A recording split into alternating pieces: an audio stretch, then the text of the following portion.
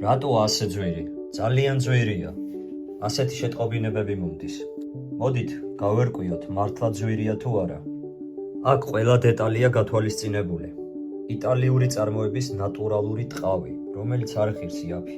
ოსტატის ხელოვნება და დახარჯული საათები, ხანდახან დღეებიც კი.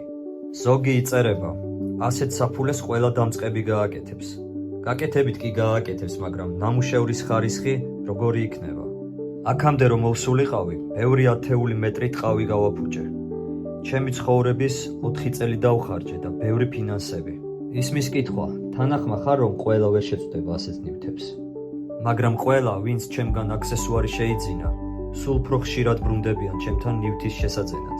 ეს რაღაც სიმანიშნებელია. მათ იგრძნეს ხარისხი და არ ღელავენ ნაკერის გარღვევაზე და ფურნიტურის ამოვარდნაზე, რადგან ნაკეთობაში იგრძნობა ხანგრძლივი გარანტია.